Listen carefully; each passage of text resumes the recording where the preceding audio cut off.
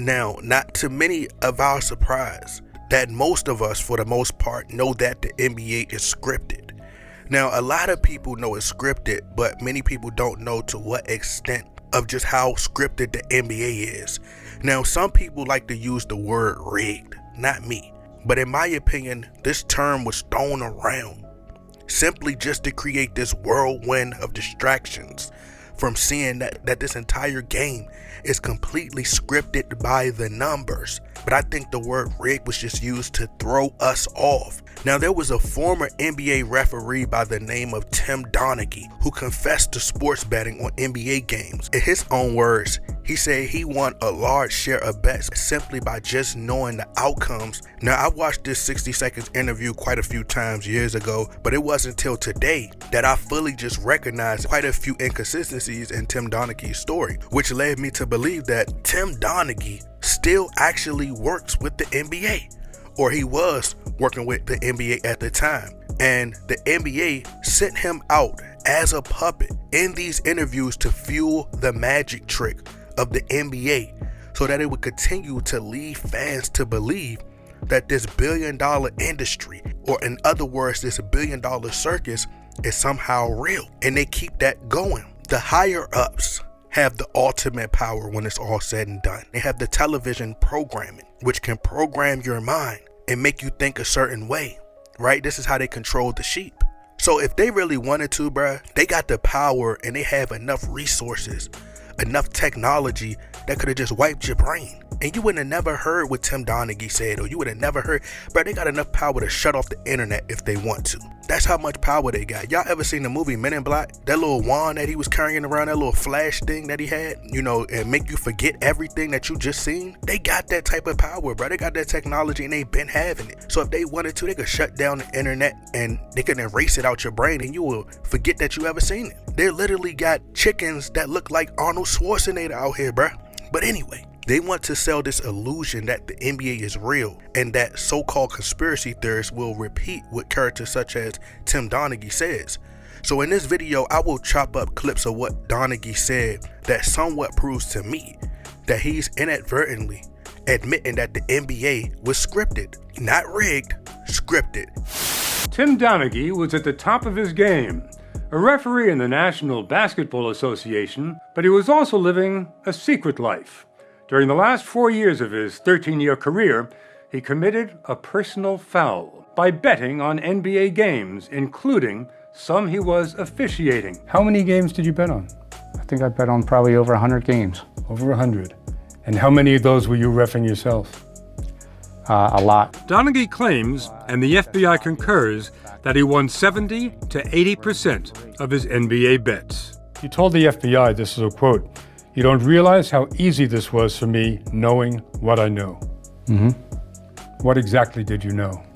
I knew that there were certain relationships that existed between referees and players, referees and coaches, and referees and owners that influenced the point spreads in games. Donaghy told the FBI and us that NBA headquarters inadvertently helped him pick winners by sending refs instructions before a game. For example, he says he won several bets in a row by putting his money on the Los Angeles Lakers because he knew the league was going to favor their star, Kobe Bryant. But Donaghy says those directives made it easy for him to pick winners. Because it was inside information along the lines of knowing that a certain stock was going to be bought out before the opening bell in the stock market. So it's almost a guarantee. And Donaghy might well have gotten away with it. He might still be reffing and betting today, but he fell in with the mob. How the mob brought him down when we come back. Now, do I believe most of what Tim Donaghy says? Absolutely. But most of it, I think, is half-truths. I think he put out what the NBA wanted for him to put out. And he was quiet about the things that the NBA wanted for him to be quiet about. Tim Donaghy stated that he would win 80% his sports bets simply because of inside information that he knew. Now, he didn't expound on the information that he was getting or that he knew. He said that he won these bets because of the relationships that some of the refs had with the coaches, the players, and the owners, right? But to me, This has to be a farce. Like straight cap, bruh. Straight cap. It has to be much deeper, than the refs knowing coaches and league owners. But 80%, bro, 80% is a big percentage. My theory is, if you get 80% of bets right, bruh, that would mean you would have to be getting them right because it's scripted. He said he never fixed games personally. He could just guess his predictions will be right, an hour before the game. Negro, please. Well, Mr. Psychic, can you give me the lottery numbers for tomorrow? Please? Can you give me the lottery numbers for tomorrow? I'm trying to hit the mega millions. I'm trying to take trips to Dubai. Trying to get me a bad chick and be in Dubai. Get me this Hellcat, okay? You a psychic, like you must know the future. This man could probably lick his finger and see which way the wind is blowing. Oh yeah, the wind is blowing east. Do you realize that there are games that literally go down to the wire? In order to predict that, you would have to know something. You would have to know that it's scripted. Do you know that games go down to the wire, meaning clutch shots have to be hit, momentum shifts, injuries, etc. So to get 80% of games right. So then he said that the mob infiltrated and wanted in on his bets.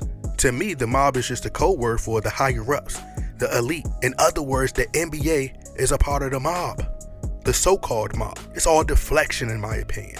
They're all in on it. But supposedly he threw the Spurs coach, Greg Popovich, out of a game, and it changed the momentum in the game, knowing that the mob was in on that bet. And his explanation to the mob was he felt like that was the right thing to do. He told the mob that, he's not going to be able to get every pick right. So the mob was supposedly upset. He started working with secret agents that was working on the case, that was following the Gambino family, so on and so forth. You guys could go watch it. I'm not about to tell y'all. But to me, it's all bullcrap. Because if the mob tell you to do something, you do it. If they know where your family lives at, bruh, come on now. They're going to get rid of you. He's dumb or just plain stupid. Which one is it? That's like having a gun to your head and somebody telling you to do something with that gun to your head, but you still like, nah, I'm going to do it my way. They're going to be like, man, take these bullets. Because he basically just wrote his death wish to the mob, throwing out their best coach, knowing that his life and his family depends on those wins. I don't believe he's that stupid. But America, I am very disappointed in you guys. How y'all let this man get away with telling y'all this big blatant lie on live television on 60 Seconds and that question, telling y'all that he won 80% of games and y'all didn't think to question it. How were you getting them so accurate? And he only made 100,000? 100,000? Man, this man a natural born idiot. I would have at least made $10 million and try to at least negotiate with the mob so I can get $500K a bet. I got family to provide for. $2,000 is crazy. $2,000 a bet is crazy. And the fact that the NBA didn't comment on it and didn't allow him back in the league is the biggest red flag of them all. And he didn't do any major jail time, and he's still breathing live and well to tell the story. Oh yeah, ladies and gentlemen, we got fooled, people. We got bamboozled and played, ladies and gentlemen.